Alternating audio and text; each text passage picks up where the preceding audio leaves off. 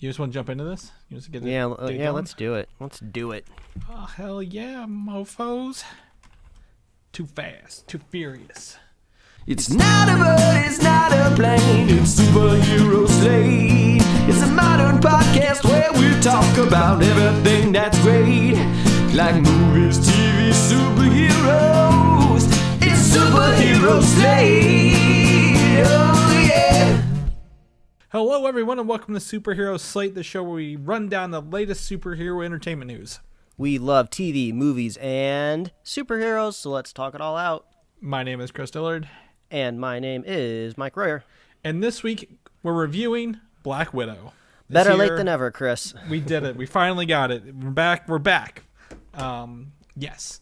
What if we got a trailer for the Marvel series? Oh, I see what This is very hard because this is a question title, and I'm like, how do I say this? Like, the title is what if. How do we put this in here? So I'm running with the pun. It's like Panic at the Disco. Where does the exclamation mark go? Is it at the end of it, or is it after Panic? It's confusing. It's very confusing. The Suicide Squad gets an earlier release date. Ooh, and more. And more. Like you said, Chris, we're back at it. We're back into the fold. We just did our first spoiler cast for a Marvel MCU film, which what feels like an eternity. So I felt like I was getting my sea legs back. So we're here, back to the normal news episode. Yeah. And, you know, I'm good. I'm vibing. I'm ready to go here. I just drank my Green River, which I don't know if anyone's familiar with the classic kind of vintage soda brand Green River. I would describe it as a very green-looking drink, hence the name, but it's like a lime lemon soda. So, like, flip the script of, like, a lemon lime, where it always feels like more limey-based.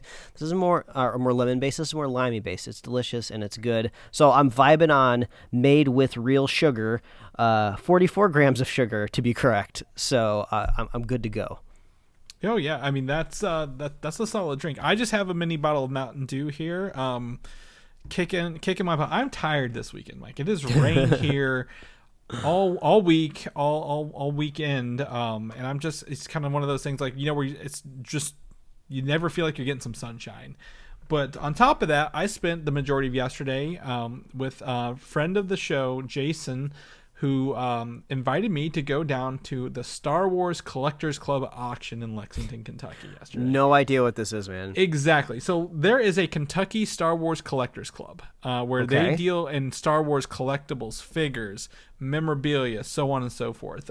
Jason has a huge collection of Star Wars figures. I want to say they're not Hot Toys. They're the company that owns Hot Toys, the bigger one. And he's probably yelling at me because he listens to us every Monday, he said. Sideshow collectibles. So they're sideshows, yes. Yeah. He's got so many of these things. It's very impressive. Jason's setup is just immaculate. You would be blown away by these, Mike. They're very, very detailed. And he's got some really rare ones and some good ones. So, I know he's getting more. So he invited me down. Our other friend Jeremy was supposed to go, but his kids got sick, so he wasn't able to go. And I was like, that's fine. Totally understand. So we went down there, and they essentially, people in this club donate things to this auction, right? It's like a little group of people, and you go and you bid on stuff live, and then you take home what you get. And a lot of people bring stuff that, you know, maybe they have duplicates of, or they no longer need for their collection, so on and so forth. And it was really cool to kind of see everything. Jason says, you know, this is like the first one I think they've had in a while, so I think the people haven't had a lot to collect a lot of stuff over the past year because of, you know, the way the world has been. But, you know, they had some of those. Remember the old Yoda, Pepsi, and Mountain Dew standees from like episode 2? Like they had a couple of those there. They were auctioning off. One of the members works at one of the movie theaters in Kentucky, I think, or Nashville, and brought up some official movie posters like off the walls there, and so they were auctioning some of those off. I actually bid on the Lenovo Jedi Challenges VR set. And won it because I was hell-bent to have this Lenovo thing, this Star Wars challenge. Because, you know, I don't know if you've played the Star Wars VR game on PlayStation or what's the other, Oculus yet. But it's essentially you pop your phone in and the headset's actually battery-powered. And they use a motion sensor like the PlayStation does, and you actually do challenges with your phone off of this. And it's actually pretty neat. However, my phone is too large for this because phone sizes have grown since they launched this a couple years ago. So I'm gotta find a smaller phone to play it. But I was able to get that. This was a really cool group of people, Mike. A really diverse group of people who are bringing in. Everyone had on either Star Wars or Marvel shirts. No one had on any DC shirts, thankfully, or there'd have been trouble. No, I'm kidding. People brought snacks that everyone shared. It's a really good community, and I just want to, again, thank Jason for inviting me and let people know, if you have something you like and you are very much a collector of, I do my Funkos, right? Or I'm now getting into Beast Wars. God help me. There's probably a group out there for you to join and talk to those people, and they will help you find what you're looking for or do stuff like that. So it really gave me that nostalgia. Do you remember the 90s nostalgia when the Phantom Menace was coming out, and it was every Taco Bell and they were on every soda can imaginable. Yeah, I mean, the pod racing on the front of the Pepsi machines, even, they replaced the plastic and all that stuff. It's giving nostalgia seeing all this stuff. And I was like, I love Star Wars so much, Mike. Except for The Rise of Skywalker. I think we can all agree nobody likes The Rise of Skywalker at the end of it. So I think it was cool. I just want to give a shout to Jason for inviting me and letting me go. We ended up stopping by a comic/collectible store afterwards down there. And I went through and looked at all that. This place was, he even said it was overwhelming, the amount of figures and stuff that they had there. I was like, this is impressive. So if anyone's looking for anything, let me know if I'm down in Lexington, I'll look. But I mean, that was really cool to see down there. But to shift gears a little bit in some sad news, director Richard Donner passed away this week. And you might be, normally we don't talk about when people die in news unless it's related to superheroes, but Richard Donner directed the original Superman movie and also Superman 2. They filmed at the same time, and it was taken from him, but they were able to restore it with the Richard Donner cut of Superman 2 back in the early 2000s. So really the modern superhero film wouldn't be anything without Richard Donner there. And to be completely honest, I didn't know he was still around. It's one of those, kind of things where you don't know.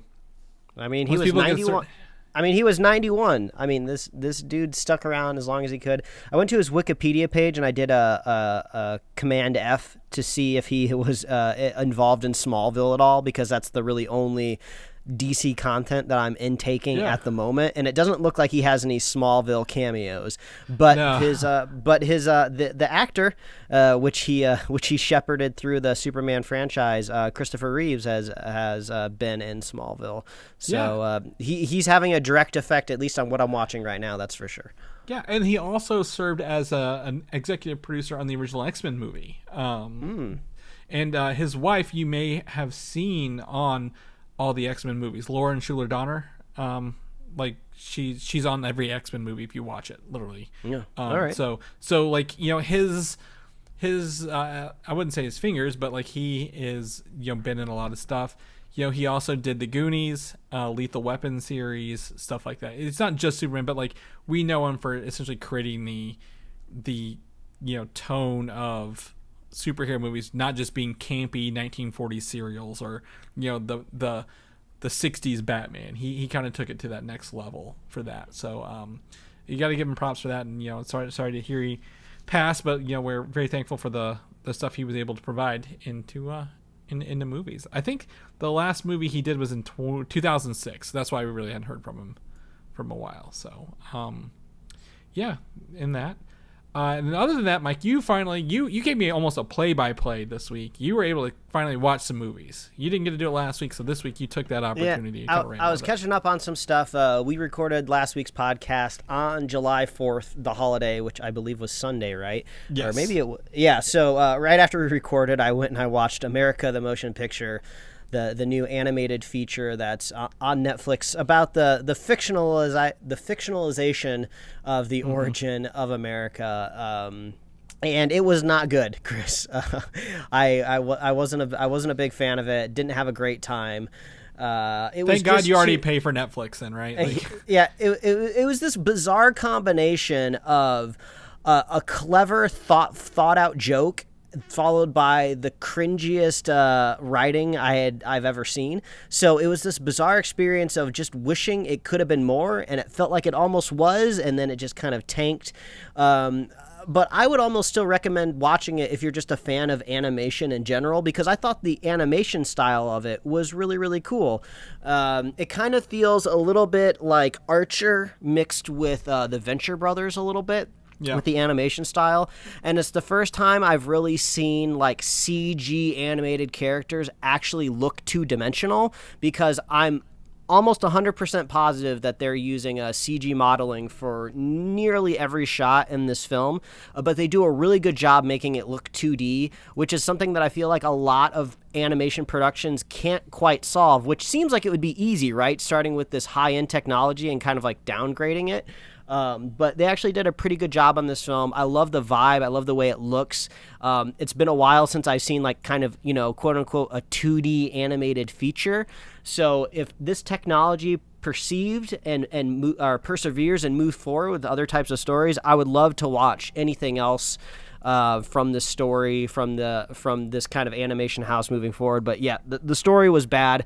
I know a lot of people will say like, oh, just make sure you turn your brain off before you give it a shot. It's really stupid. I knew that going into it, because the trailers show you everything you need to know. You like George Washington with like chainsaw hands. Like, yeah, I get what I'm going into, but just because you have like a silly far-fetched idea doesn't mean that your writing should be silly and far-fetched.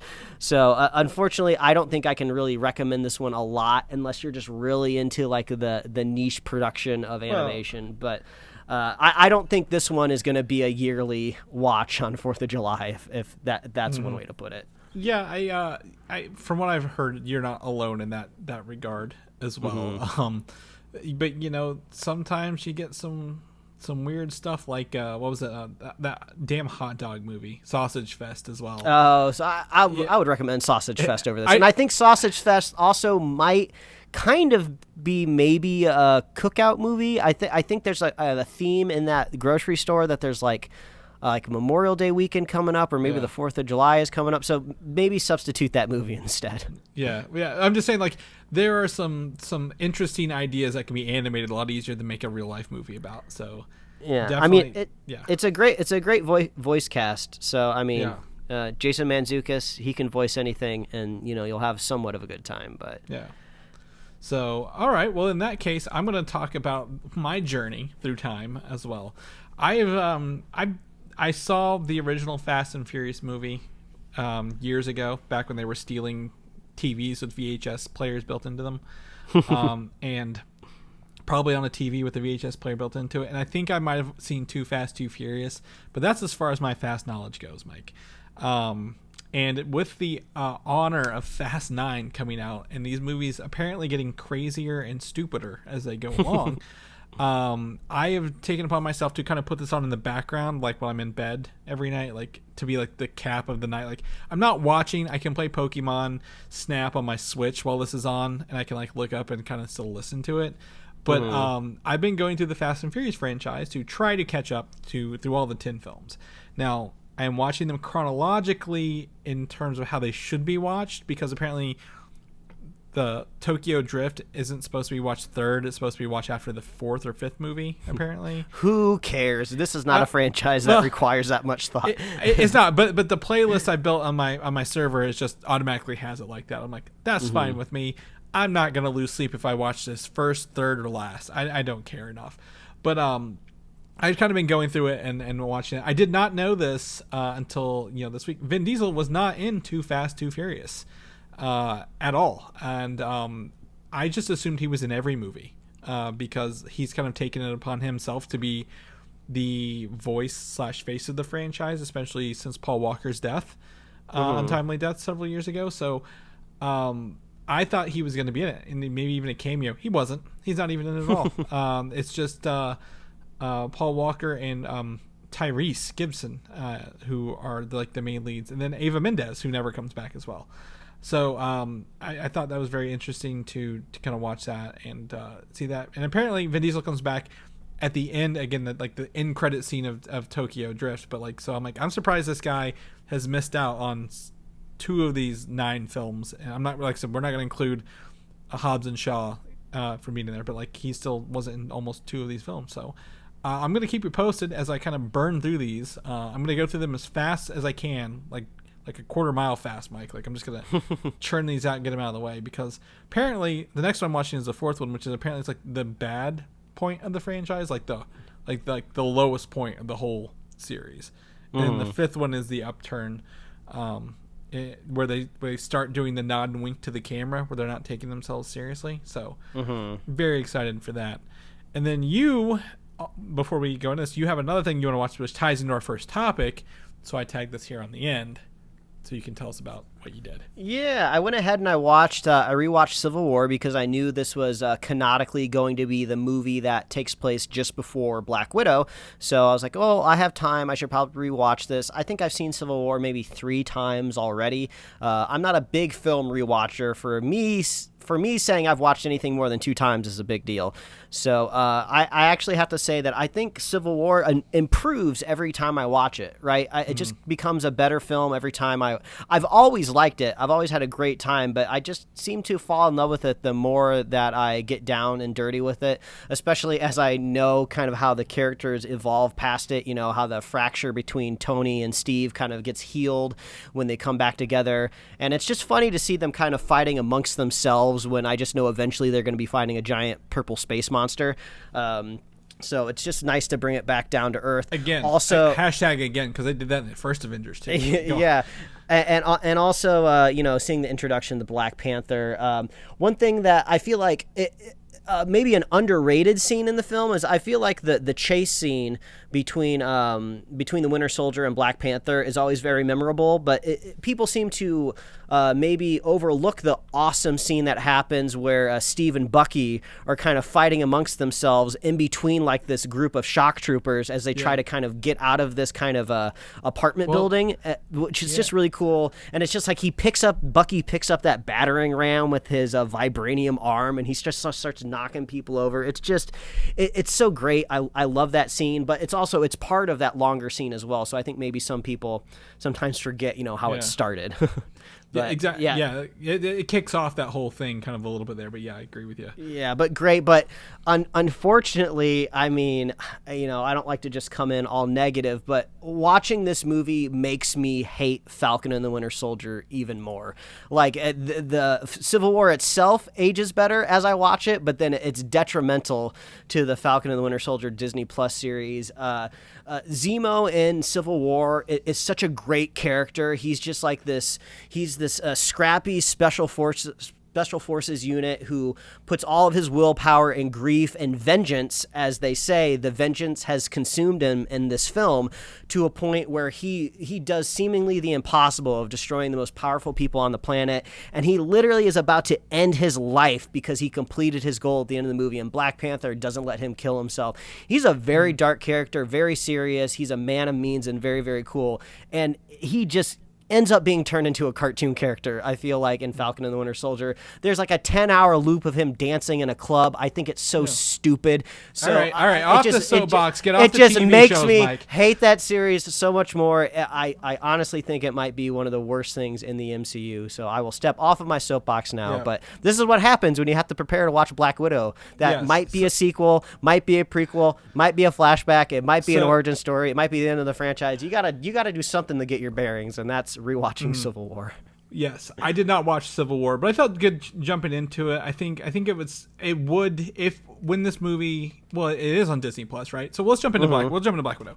So yes, Black Widow came out. It's now you can get on Disney Plus or you can get on or watch in theaters. So on Disney Plus, I think they have made a chronological list, right? So whenever they eventually add this to that viewing for everybody, it'll probably go Civil War, Black Widow, and then I guess Black Panther, right after that, or Doctor Strange, one of the two, maybe. But obviously, spoiler free. We're not going to drop any Black Widow spoilers here. We got our spoiler cast in the feed if you are subscribed. But to say spoiler free, yes, Black Widow very much ends up right after Civil War. So yeah, if you're doing a chronological order, Black Widow will be indeed right after Civil War. And it was one of those things, like, again, I didn't want to look into this movie before I went into it, right? We like going in as blind as possible.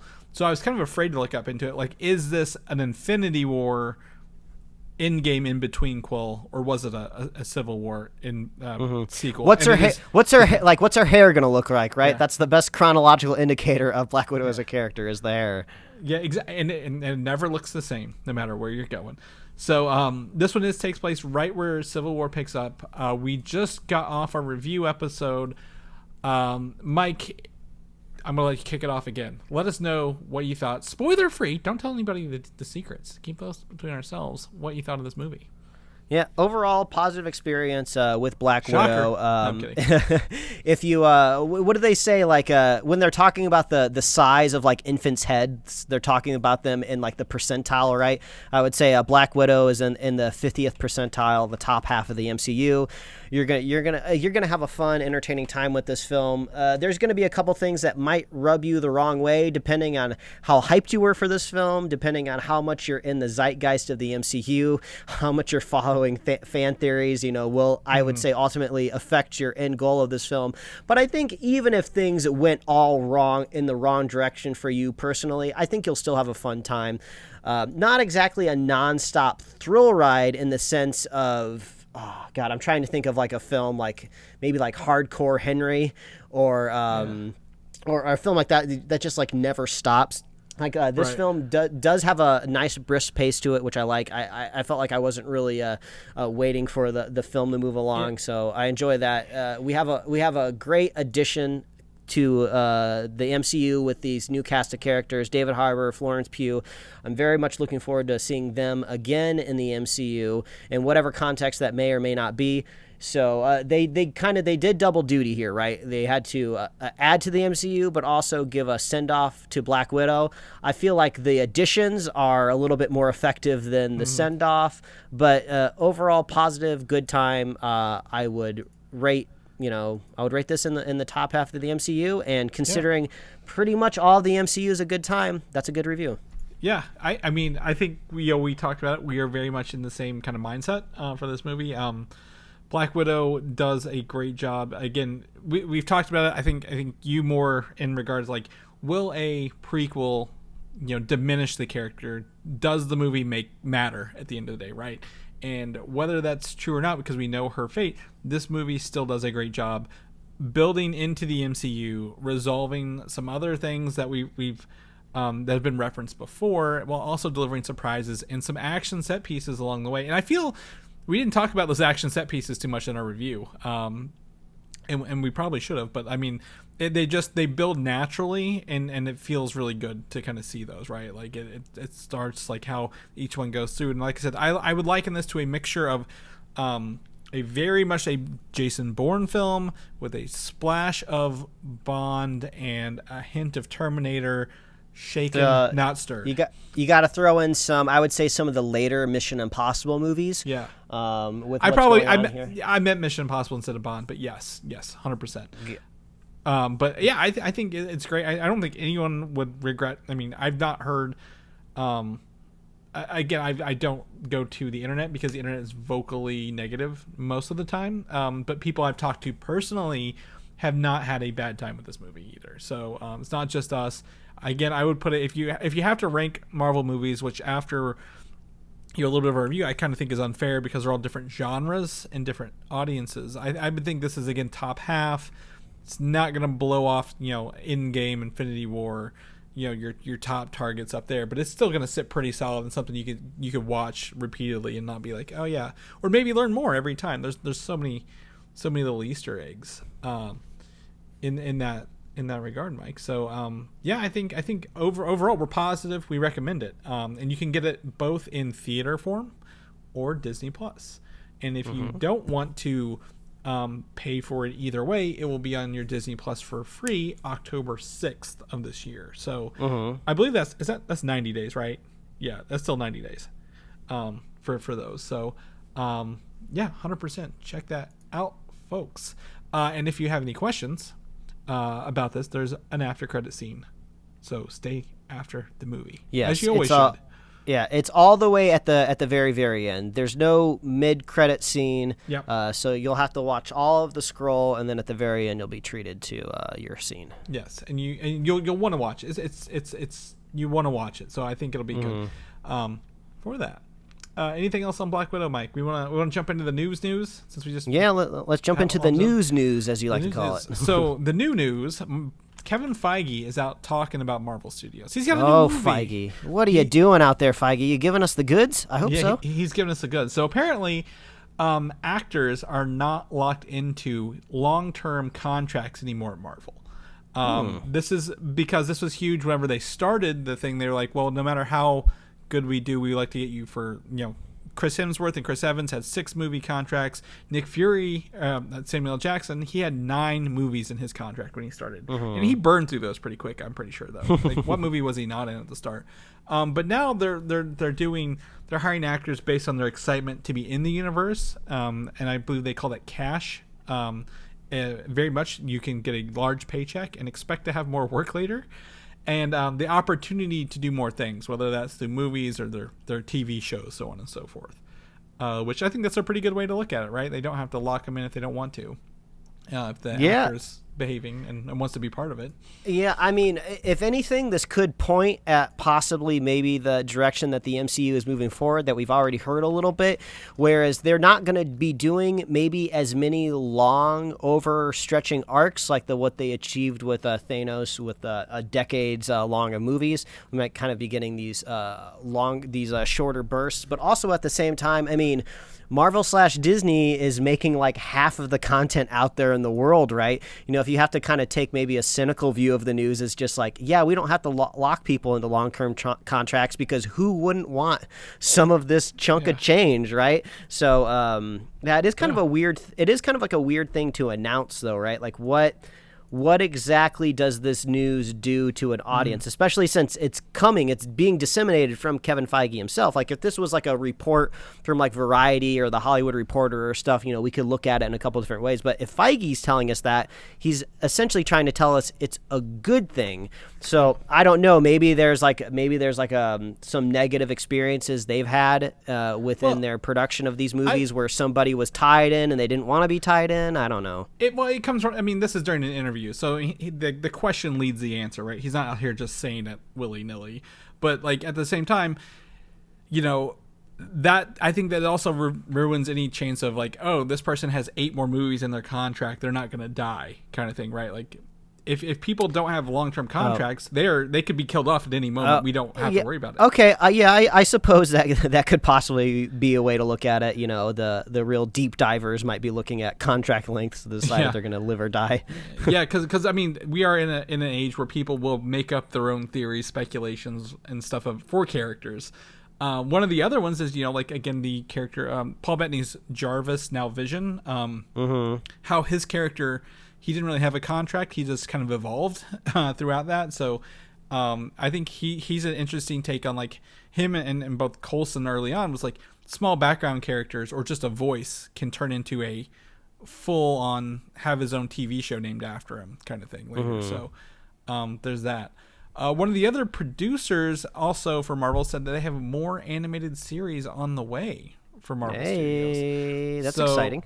So that'll tie into our next topic, but I mean, that means I think we talked about this last year. A lot more animation projects have been announced and are being released than live action stuff lately, and it's simply because you can work on those kind of remotely a little easier than making a movie. Yeah. Also, I think it's notable because Marvel has been making animated stuff for a while, right? I mean, that's what got me hooked into the Marvel universe as it is. It was the 90s Spider-Man cartoon, which I was absolutely addicted and enthralled with when I was a kid. And they've continued to make animated stuff, and they remake. We get a different Spider-Man film pretty much every 10 months. It feels like, but. This is important because what if this is supposed to be MCU, right? This is canonical. This is canon in whatever way they tee it up, right? The Watcher or Doctor Strange, however they explain it away, as in this actually isn't happening, but it is. So I am curious if the next animated project isn't going to be necessarily a what if situation. It's going to be like an actual continuation of the MCU, but it just happens to be animated, Yeah, I would like to. If you're gonna put a Shield thing on Disney Plus, make it an animated Shield thing. Like you're dealing with, you're not dealing with the budget of making a live action Shield thing where they're fighting, for an example, the Abomination or like, something else, right? Like, if someone breaks out, some villain breaks out of the prison, the Raft or whatever, they can do an animated show and cover literally everything in the same animation that they would normally like try to budget in real life. So I think there's opportunity to tell some character stories from an animated point of view that are not just, oh, these are theoretically what could have happened kind of thing. So yeah, I agree. So let's go ahead and jump into the next topic we have on here. Liz, the What If show. We got our first full trailer for this series launched on this week. I didn't get to watch it until after Black Widow because it came out the same day. I thought maybe we'd get that trailer in the movie theater, Oh, that would have been cool. Yeah, that would have been cool. But we didn't. But I mean, this trailer kind of just teases me a little bit more, right? Like this, it gives us a little bit, but not everything. And that's kind of what I want to see more of what's going on here. And I think the biggest part of this trailer, it literally opens with the opening moments of the MCU at large. So this will do, in their animation style, it is the opening scene of Iron Man 1 from 2008. And it changes Tony Stark. Instead of a missile blowing up and causing him to have his chest reactor, so on and so forth, he is saved by none other than Killmonger himself in this. Yeah, we get about 2 moments like this where actual MCU filmed sections have been kind of interpreted as animation, which I thought was kind of interesting. We get like kind of the opening shot, the iconic shot where the soldier is giving the peace sign next to Tony Stark. Yeah. You can do side by sides, which I did before we hopped on the show. I was looking at the side by sides, and it was kind of cool. The soldier, animation wise, has very weird fingers. I don't know if that's just the animation rig for that particular character. That was kind of odd. So you can look for that if you want to see some odd finger placement. But there was also the iconic circle shot of the Avengers where they're swooping around, but they're kind of, but then they kind of cut to like this almost alternative circle take. So it's kind of cool to see the side by side animation. Yeah, exactly. And this alternative circle take kind of features what we call the Guardians of the Multiverse, is I believe what the promo art says, right? And so we get the see the Star-Lord or T'Challa, Star-Lord, Party Thor. There's a Gamora with Thanos' armor and blade, a Killmonger as Black Panther, and the Captain Carter stuff. So I'm excited to kind of see where this goes. Some of the other stuff that kind of was along the way, some of the original voice actors will return, including, I heard Chris Hemsworth. I heard, Black Panther, Chadwick Boseman. I'm pretty sure, oh my gosh, I'm going to lose it. The guy who played Killmonger does his voice as well. Michael B. Jordan, Haley Atwell, they're all in here doing their original voices. Now, you will notice very early on, which is I think was an interesting choice for the opening, Tony Stark, Robert Downey Jr. and Chris Evans are not redoing their voices. And by having that in there, I'm like, you should have joined with something a little more authentic to kind of to sell me on this, because once I heard it wasn't his voice, I felt really weird with that, But yeah, there's a lot of really out of place, but like questionable scenes in here.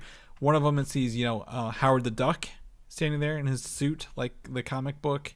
Another one is what if Ultron got his Vision body, so on and so forth.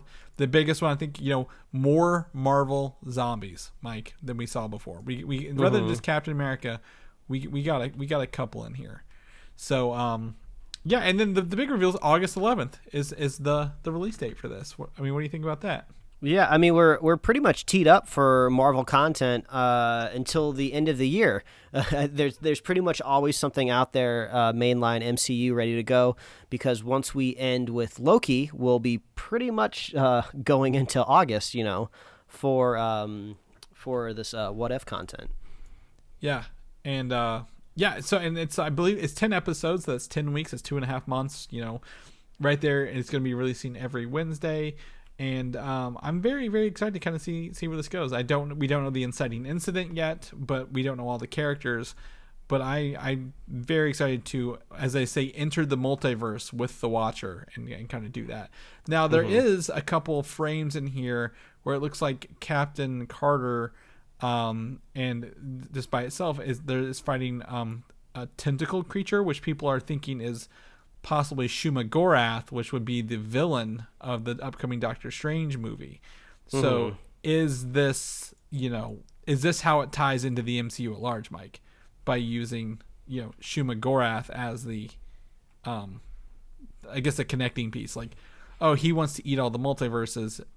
Are we going to introduce him in here to show them that he's a villain of the multiverse at large? I'm really curious how much is going to connect. I have absolutely no I have no reservations whether or not this really does connect. I just kind of want more of like, I'm just glad that we're getting more of like an official kind of interpretation of kind of What If comics. And just like how What If comics, when you actually read them, they don't tee into the actual storyline of these characters. It's not like, what if Wolverine was, wasn't short and actually 6 foot tall. I'm not saying that's actually a comic, but that doesn't tee into the stories moving forward. So I don't really need a connection, but if they're going to make one, I'll be happy. Yeah, I think it would be nice to have something just because they have the voice actors and the likenesses of the movie people. But like if they don't and they're like, well, this is just something fun we want to put on Disney Plus, perfectly fine. Looks like a great time. Looks like a blast for that. So yeah, you can check that out. We got the link there, and let us know what you think. Also, the producer who mentioned that more animated series are on the way said they're working on the next 10 for season 2 of What If. So yeah. I expect probably another year, 2 years before they come out with that. So buckle up for that. Ant-Man and the Wasp: Quantumania. You might think we're bringing this up because of a certain show that's airing on TV right now. Well, you're wrong. We're going to bring it up because actor Corey Stoll will apparently return as Darren Cross / Yellow Jacket in this movie. Now, we're not sure. He's not like a main actor, but like what role would Yellow Jacket be here? Is he stuck in the quantum realm after the first movie? I'm pretty sure his body collapsed in on itself. I don't think he's alive. But does it have to deal with time travel since Kang is involved? Is it a flashback? I don't know.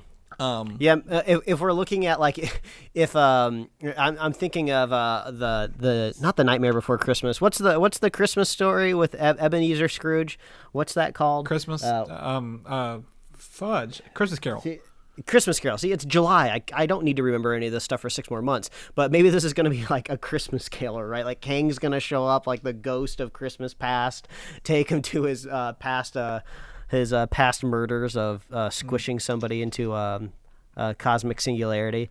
Yeah. But yeah, it's interesting that they're returning. There's got to be a reason. Yeah, it's got to be something, and maybe was Kang an employee of Cross Industries? I don't know. I mean, it makes me run wild of why he would be in here, especially after his once you think about it, gruesome demise at the end of that first movie.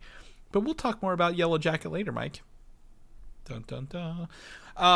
She-Hulk, another week, another rumor. I even wrote that down because I'm like, God damn these rumors for She-Hulk. Charlie Cox will return in She-Hulk as Matt Murdock, the lawyer, and also suit up as Daredevil in this series as well. Oh, man. Everybody wants this version of Daredevil back, don't they? They are like chomping at the bit to get Matt Murdock back in that suit. And that's fine. So the other rumor is that Matt Murdock, only the lawyer, will appear in Spider-Man No Way Home, not the Daredevil, like not suited up as Daredevil.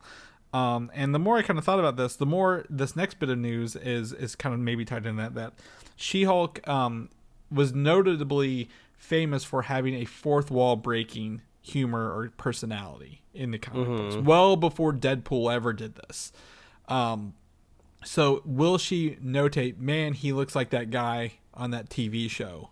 What was it called? Like, will she reference this in a comedic way that he is technically like supposed to be in another TV show for Marvel kind of thing, or not? I mean, I in a broad landscape, I would say of like literal comic books, like stories on paper. I think multiple characters that break the fourth wall can exist, and it's not going to be a big problem. But I feel like in the MCU as of right now, I feel like you're going to run into issues if you're having multiple characters that are breaking the fourth wall. Now, I'm not saying like Deadpool is going to show up and they're going to share the screen and everybody's going to be breaking the fourth wall and it's going to be very, very confusing. But I feel like just like the fan base of movies are just going to be like, if they sit down and watch this, they're going to be like, oh, they're just doing the Deadpool thing. Like, why can't they do something more original? I'm not saying that they can't pull it off or it's off limits, but it is kind of like a very specific like story like telling device that, I don't know, maybe they can pull it off, maybe they can't. But you bring up a good point, as in like if Deadpool's the other character that can do it, if they want to find a way to ram in some of these like lost Netflix character shows and see them again, Deadpool seems like the perfect movie to do it in, right? Where kind of the rules don't apply to his own universe and he's just there to kind of like show some blood and guts and say some swear words. I would love to see somebody like Charlie Cox reprise his role as Daredevil in the Deadpool movie, just because like I feel like it doesn't matter if he shows up in that sandbox, but I just feel like these Netflix shows are done. We're done with them. It's over. Let's just let them rest in peace. We'll reboot the characters again at some point in time. Yeah. But I feel like, put him in Deadpool. I think that makes a little bit more sense to me. But like you said, these are rumors, but the rumors seem to be mounting, right? If one rumor is saying that they're going to be in She-Hulk and one rumor is saying that they're going to be in Spider-Man No Way Home, it seems like somebody might have seen Charlie Cox in Atlanta. Somewhere, Yeah. So maybe there could be a little bit of truth to these whispers, Right. Yeah, I don't know what I would put him in No Way Home makes sense if it's dealing with multiverses. She-Hulk, I don't know. I don't know much about the character other than her more recent side, which is more of a brute force Hulk rather than the green female lawyer kind of thing. So I don't know which way it's going to go. If it will have the fourth wall breaking humor, is it more like a noir film where she's just talking in her head kind of thing, like the voiceover kind of thing that they don't do, and someone's just mistaking this for fourth wall breaking humor, like rather than talking to the audience? Because again, it's one of those things like they had not done it in the MCU. Daredevil didn't originate it. He's just known for it more than She-Hulk is. So I mean, the fourth wall breaking is very popular in television at the moment because I think it was is it a year ago, maybe 2 years ago, Fleabag, a show where the character broke the fourth wall all the time, won like all the Emmys, like every Emmy that year, anything that it was qualified for, I believe it won everything. So, I mean, if you're making your own TV show, I'm sure you're going to be influenced by something that was successful around the same time you started production. So, I'm not saying it's like a death note or like a strike to the heart if they do break the fourth wall, but I wouldn't be surprised if you got some dude bros out there in their Deadpool t-shirts that are just kind of like scoffing, like, oh, I can't believe that they're also doing it. But we'll see how it goes. Yeah. So yeah, it's got a while before we come out, but I'm excited to see what the trailer is and if Charlie Cox is even going to be in any of these shows. He may not be. I'm gonna shrug my shoulders at that. Speaking of rumors, speculation, and fan theories, Hugh Jackman recently had a photo with the Feige man himself, Mike. I mean, he's sitting there sporting one of his. I mean, I've not seen him look like Wolverine in several years, and there he is, looking like Wolverine with that beard growing out, Mike. And he's got his hair up. The same day, he shared a photo from Boss Logic with Wolverine claws. Does this mean Hugh Jackman will be returning as Wolverine in the MCU? Absolutely not. Now, does it spin up my theories that he could be doing a cameo in Doctor Strange because they're going through multiverses? Yes, it does. But will I ultimately judge the success of Doctor Strange or any other MCU movie if they include or don't include Hugh Jackman? No. I mean, we were just talking about it, but doesn't it seem like the most logical cameo would be in Deadpool's next movie, right? He's basically seems to be best friends with Ryan Reynolds on some sort of level, always doing like jabs at each other's like little offshoot companies. If they would, I mean, they've made fun of him not being in those movies so much. I don't think he'd be in the movie. Like, I think they just ride that joke out for a third time. But at the same time, Kevin Feige did work on the X-Men movies as like I think he was like an executive producer. He was on set. Like, he was the one who made them put Hugh Jackman's hair up more like Wolverine's on the side, like the comic book version, like how tall it was. So like he's got a history of a friendship with him, so it could just literally be nothing, and we're reading way too much into it. But that's no fun. Why not read into it? So, you mentioned he was going to be in something, what, Spider-Man maybe? I thought when we were talking about it through our text messages. Maybe possibly. Like, I keep imagining that like kind of wormhole idea of like a multiverse or a time stream, and there's like, you know, cuckoo clocks floating around indicating that you're time traveling. Ooh, I don't know, maybe a Hugh Jackman flies by, and there's a Tobey Maguire, there's an Andrew Garfield, and that's their cameo that everybody freaked out for like the last 2 years. Yep, and that's it. That's all they did, and there was one day of filming. So, they're not even filming. They'll probably just use the movie clips from the other movies. But yeah, you can check out that photo in there. Send us your fan theories. We'd like to know. San Diego Comic-Con at home is coming this year, this summer again, for round 2. Marvel films and DC films will skip it for the second year in a row again. Yeah, this is kind of like the dumbest news discourse that I saw all week, where some people were like extrapolating, like, "Oh my God, they don't need Comic-Con anymore. They don't need physical events. They're just going to do it all on their own." Blah blah blah. It's just like, like Comic-Con's like not really happening this year, right. And if it's going to be a digital event, that's like an equal ask for like your marketing department if you just did it digital yourself, and then you get to own the whole thing, and you don't have to go by anyone else's schedule. So this is not surprising at all to me. Well, DC's already announced their Fandome for this fall, right? So that's already out. Marvel or Disney hit us with that 3-4 hour press conference this fall for the investors meeting, and that was like the best thing we had last year. I'm gonna be honest, like that was like the highlight of the year. Yeah, for sure. Because they did not just Marvel, but Star Wars and all their other properties as well. Comic-Con is still having a Thanksgiving event, but like the Comic-Con at home, I felt like they dropped the ball last year. The quality was horrible. I really didn't know what the schedule was, right? So why would Marvel and DC put all their best foot forward on something that's kind of meh? Now, will their Thanksgiving event have something? I don't know. I doubt it, since it's like, what, a 2-day event with limited attendance. I mean, they could theoretically have more of a chance there, maybe just because it's around like a marketing blitz time for things that might be coming out in December, and depending on what time in November, well, no, it'd be Thanksgiving, so yeah, it would be focused on December. Yeah, I don't know. I think this is just pandemic talk, right? I think people are always going to want to gather in groups, you know, whether or not there is an infectious disease out there or not. But when there's not an infectious disease, I think Comic-Con will eventually, all conventions will eventually return to their glory. I think, if anything, these bigger companies are just learning how flexible that they are now, right? How easy it is to do things digitally. And where the people are is where they want to go, right? If Comic-Con is like an iconic event, it gets headlines. So why wouldn't you want your movie or your next TV show or your next comic book at Comic-Con to vibe off all of that? So I don't think this is an indication of these events dying at all. If anyone's trying to pull any data out of it, they're stretching for news article, like they're stretching for titles, because there is nothing, like, as someone who works in marketing, you know, an event is a very large thing to do.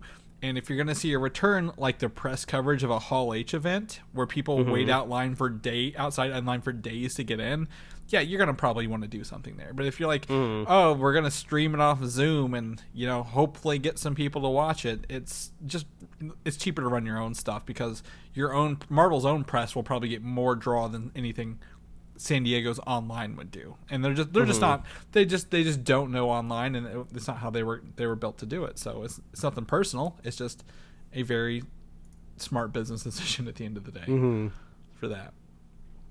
The Book of Boba Fett. Speaking of Star Wars, even though we weren't, director lineup includes such directors as Jon Favreau, Dave Filoni, Bryce Dallas Howard, Robert Rodriguez, and more. So I would say the usual suspects. Yeah, boy, if this doesn't sound like season 2.5 of The Mandalorian right there. Yeah. Robert Rodriguez directed the big episode with Boba Fett where he fought the stormtroopers with that stick and like bashed all their helmets in. So I was like, that's a pretty good draw. Let's get him back in here. But the other ones just seem pretty par for the course. Yeah, it looks like if you count the directors, that's 4 directors, so at least 4 episodes confirmed, right? I would assume that we're probably getting at least 8. So I wonder if they'll come back with maybe 4 new directors. That'd probably be the smartest idea, right? You want more kind of directors in your roster because they're making tons of Star Wars stuff. So bring in some directors, get them used to the volume, and then ship them off to all of these other shows that you're making, right? Yeah, or again, I've seen some directors do multiple episodes, right? I believe the Mandalorian he had was Cary Fukunaga. I believe he did like 2 episodes, but they could be doing multiple. It could be people we've seen before, and they're just very secretive on those sets, so we never know. This just happened to be one of those things that came out when they were mentioning people they worked with. So we'll see more as we kind of go through there. The Suicide Squad is moving up 1 whole day, Mike, to Thursday, August 5th. That is James Gunn's birthday himself. So in celebration, it will be out in theaters and hopefully HBO Max. The announcement includes HBO Max on the poster. So we might get everything on the 5th. So the evening of August 5th. Now, mind you, every movie on Friday usually releases that Thursday before. Like I saw Black Widow on Thursday at 5, even though it came out Friday. Does this mean anything at all? I don't know. Yeah, does this mean you can go catch it on the 4th on a Wednesday? This is going to be interesting too, right? Because if HBO...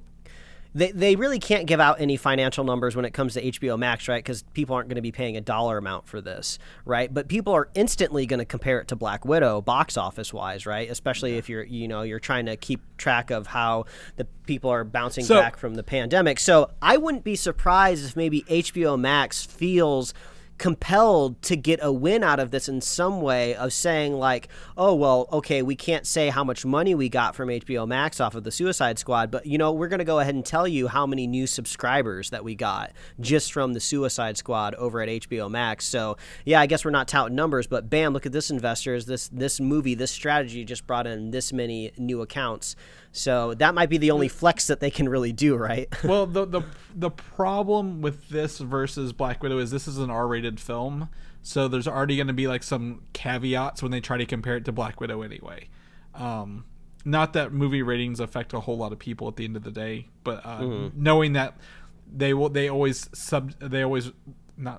separate them by reviews. So a PG-13 movie versus our movie is not expected to bring in as much of a box office, but knowing this is James Gunn's first project since Guardians 2, being fired then rehired by Disney, and his next one's Guardians 3, I'm very excited to see it.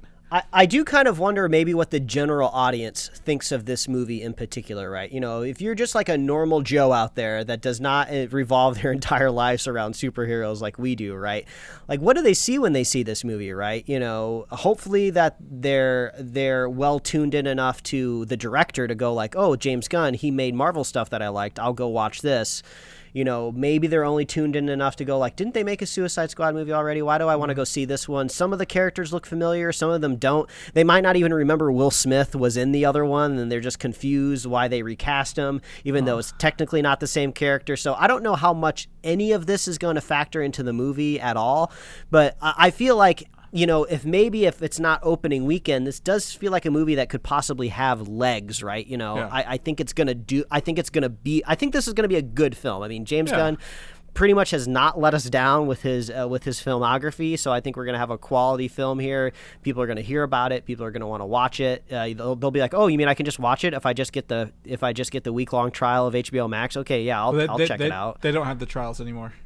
Well, they'll pay for a month of it. Yeah, I know. I'm just saying, don't expect to get it for free. They as soon as they did this thing, I think with Wonder Woman, they kicked all free trials to the curb. They were like, no, you have to pay to watch. Yeah, well, they'll drop $15 for a month of it, so we'll see how that goes. I think talking to people who aren't as into this as we are, they're not having a hard time distinguishing the Suicide Squad because they've used, again, Guardians in there, and I think the actors in this one are just as big as the other ones, but different enough, right? Like Idris Elba, people know him. Margot Robbie, they've got John Cena himself, yeah. And then of course the question that came up at the Star Wars Collectors thing was like, King Shark is being voiced by Sylvester Stallone himself. So I think people are getting that it's different and that it is in fact a new film, and the fact they're adding Marvel movies to the DC movie advertising is definitely interesting. That's just on top of that. We've talked about this before. The Xbox Game Pass, right? The streaming service that they have. Mm-hmm. Their newest promotion includes someone playing on an iPad with a PlayStation controller, and they're like, "Yeah, we did this. Like, we know you can play with PlayStation. Please do," kind of thing. So it's interesting to see how these companies will like kind of bounce off each other now to push their stuff. But Suicide Squad, I'm excited. I need to watch a Wonder Woman 84 out of my mouth still from the DC universe. So.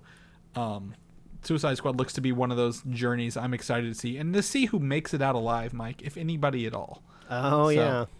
So we'll take a look there. The Witcher season 2 coming December 17th, Mike. Finally, we're gonna get to go back to the Witcher world, whatever it's called. People who probably love The Witcher are probably like throwing things at me right now, but yeah. I think excited. technically it's Poland, because isn't it like a Polish author? It's just Poland, man. Yeah.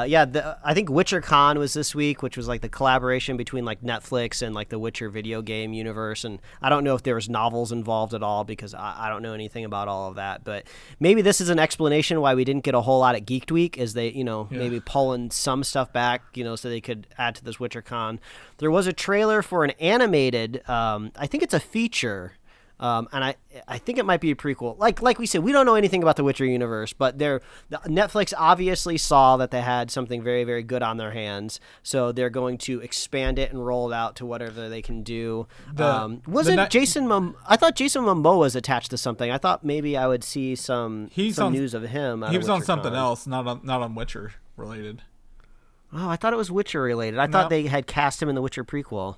No. So there's the Nightmare of the Wolf, which is what you were talking about, which is the Netflix spinoff that's coming August 23rd, and it's an origin story for Geralt's mentor.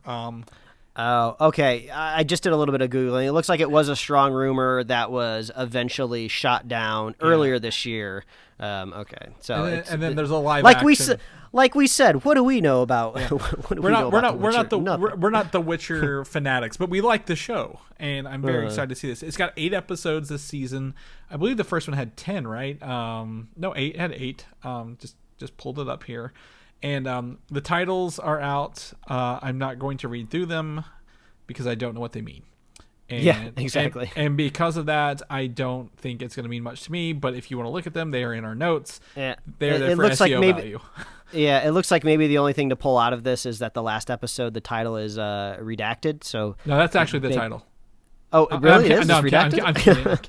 Okay, they're not telling us the last episode. That's correct. Yeah. All right. So maybe there'll be like a fun little turn or twist that happens. Episode 2, however you pronounce that, Kaer Morhen. That's apparently Geralt's like where he grew up and learned how to be a Witcher. That's all I know. All right. So I'm excited. More Henry Cavill's a Witcher. Let's get into this. I'm excited to kind of see it. So we've got some good winter stuff for us that comes out the same day as Spider-Man No Way Home. So. We got some good stuff coming up this winter, Mike. Hopefully, knock on wood, back to normal.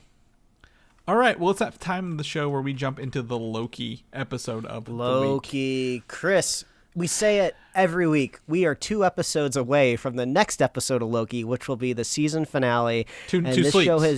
This show has just been ramping up. It's just been ramping up. Every episode's been more fun than the last one, and this episode is no exception. Yes. This is crazy.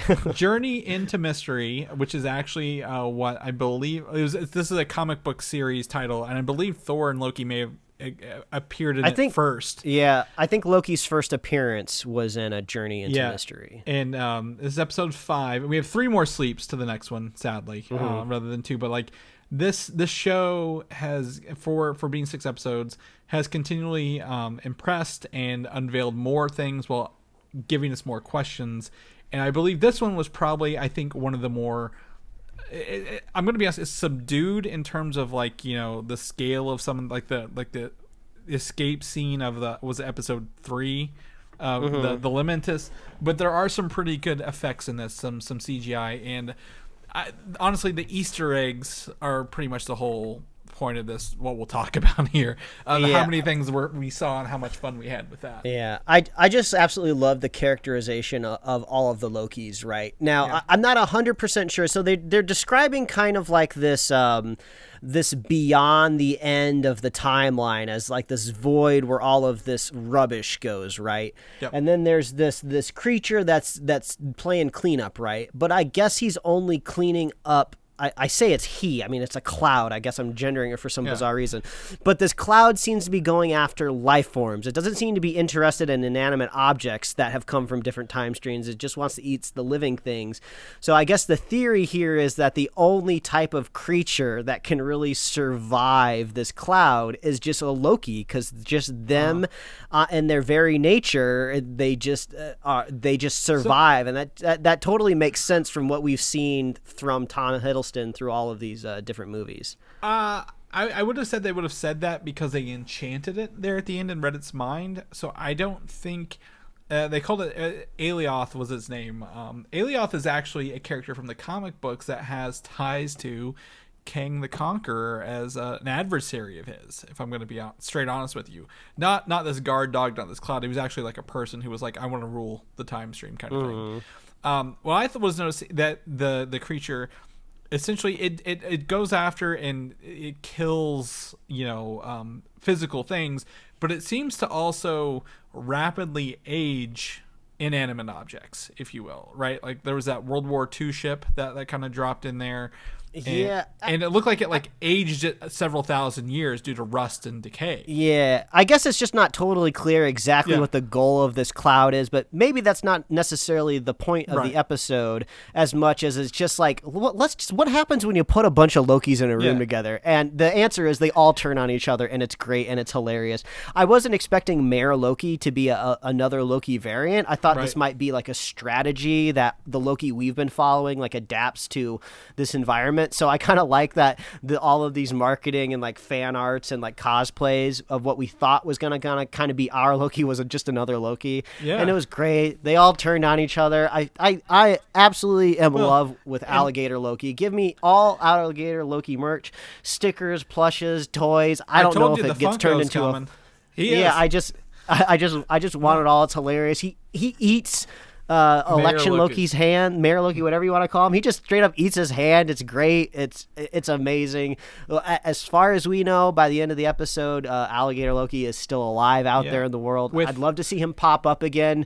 I don't know if he's going to be hanging out with Howard the Duck at some point in time, but maybe we get a little animal universe going here. Yeah. Well, to speak of animal universe, we got to see Throg. Who again is Thor was put into a frog's body. You might notice Dragon Ball copied this, Dragon Ball Z, in some of those Namek episodes where Goku was in a frog's body or Captain Ginyu was, but that's neither here nor there. But we gotta see Throg, and come to find, Chris Hemsworth did the frog noises for Throg in this little jar thing in the ground. The Alligator Loki and Kid Loki ended up making it out that we know of, right? So hope I would love to see them come back, because again, he's the king of Loki land because he killed Thor, as we find out in this. That was his that would be some great back and forth with Chris Hemsworth coming across this Kid Loki. So that was his event. Yeah, I think my favorite Easter egg, which I know I was safe to send to you because I knew you had seen the episode by the time I was watching it, was the helicopter. Come on. Yeah. It's so great. I did the meme from Once Upon a Time in Hollywood, the Leonardo DiCaprio meme, where I'm pointing at the TV. I was like, it's the helicopter. They did it. They put the helicopter in there. That was great. I took the Captain America meme version of that. Hey, I understood that reference. I get that. Okay. Because it's a bright yellow cup that says Thanos on it, because this is an old comic book where Hellcat has the cosmic cube and is fighting Thanos, who's flying a helicopter around to get the cosmic cube in the comic books, and Hellcat drops the cube and says, "Well, I lost it. No use crying over spilled milk." And this is one of the cringiest books it's ever come out. Like the Thanos we know now is nothing like that. So it's really funny it made it in there.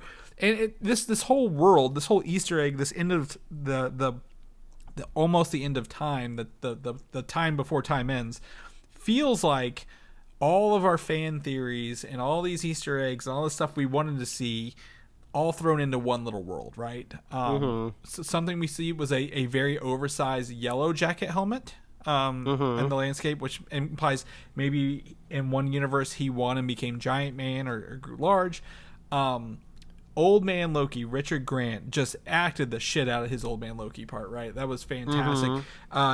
His end scene where he crafts Asgard with his magic as Alioth kind of eats it was really cool. But we find out his point, what was it?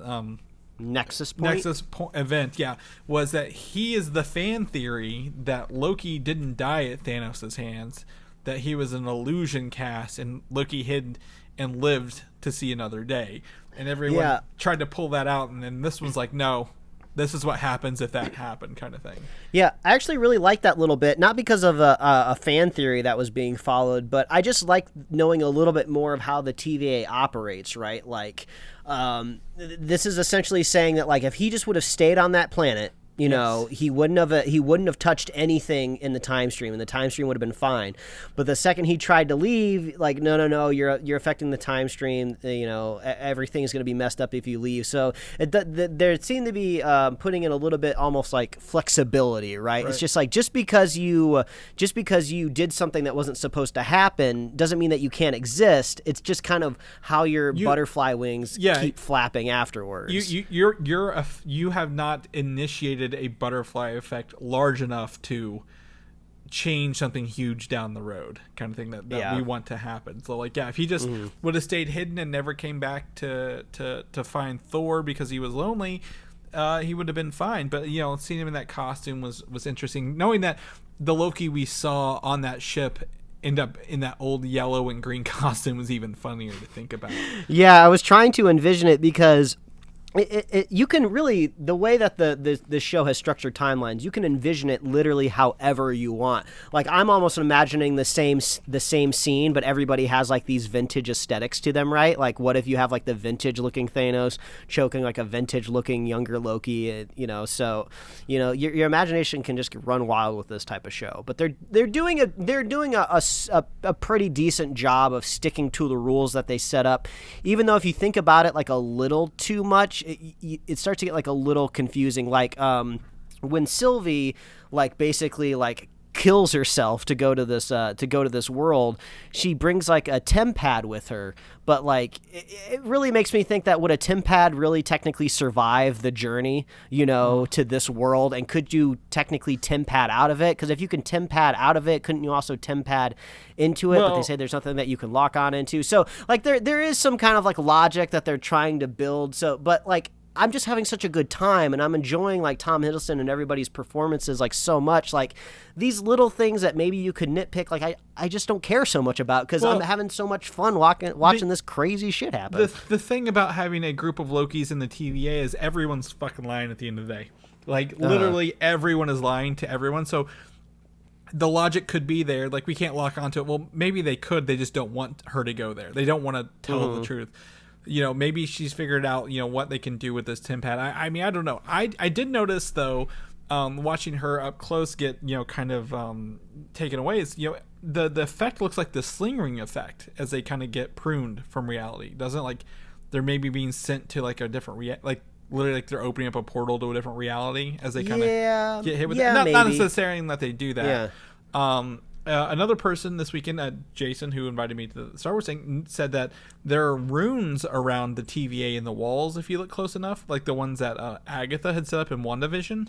So maybe the reason magic doesn't work in the TVA is because someone has placed these runes there to prevent magic from happening in there. That's why maybe they can't do that. That was something else that someone brought up.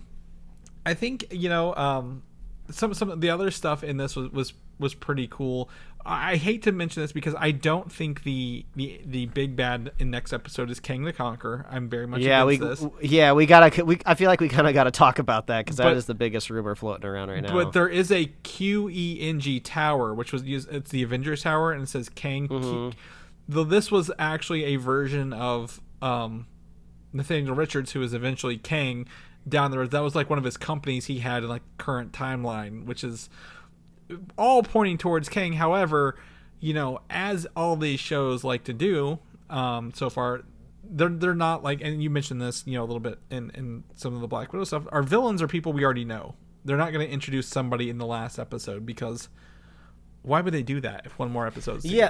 I don't know. I don't know really exactly how I feel about it really at large because they have been hinting at somebody's controlling all of this. We're going to meet somebody, right? Or at least I think we do. Like if they walk into like kind of like a throne room and the chair turns around and it's that that other agent that's been kind of trying to keep the TVA together. If she's there, I'm just like, okay, that's kind of lame. Like they've been building to something, and I just kind of hope we do get to reap the rewards of everything that they've been building.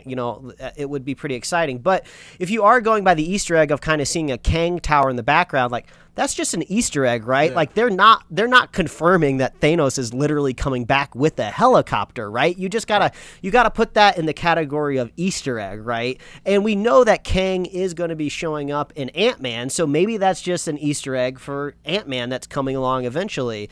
I know everybody's it's a like Mephisto situation all over again. Yeah, I mean, I wouldn't be upset or anything if Kang is introduced, but I feel like they could only go so big, right? It's the last episode of Loki, so whoever they introduce, like they kind of gotta resolve also this entire story that we've been following for like the last like 5 weeks beforehand. So I'm not saying that they can't do it, but also don't Mephisto yourself, right? Mm-hmm. Don't hype yourself up. Like you got to remember at the end of the day, even though that there is like a mystical whiteboard over at the MCU where Feige is drawing these lines of where they're going to be going in the MCU and all this fun stuff that we're going to be doing, there's also just individual creators that sit down at a desk and are tasked at telling an interesting, compelling story with the characters that they're given. They're not just like, oh yeah, it's going to be awesome, I'm going to totally avoid the whole story and narrative that I'm trying to tell, and I'm just going to throw Kang at the end. It's just like, no, everything has been thought out by somebody whose job is to professionally write something that's engaging. So like, you got to remember that at the end of the day, and that's an important thing to remember in Black Widow as well. Like, you might feel like the story is a little insular, and you'd like to maybe play. You wish it could play in the playground a little bit more of the MCU, but you're trying to tell a story, like just as Black Widow is trying to tell the story of Black Widow, Loki is trying to tell the story of a Loki. So Kang may or may not show up, but at the end of the day, the story is about Loki. Yeah. So just remember either way, I thought it was pretty cool that when like the fog subsided, we kind of see this like castle off into the sky. I'm just like, oh shit, where are we going? What's about to happen? We got at least 45 to 60 more minutes of Loki. How much are we going to be able to explore? Where are we going to be bouncing around? Are we going to see Owen Wilson on a jet ski? That's all the fan art that I'm seeing in my newsfeed. I'd love to see that. So what if I pitch this real crazy idea at you, Mike? Okay. What if everyone in the TVA is a Loki?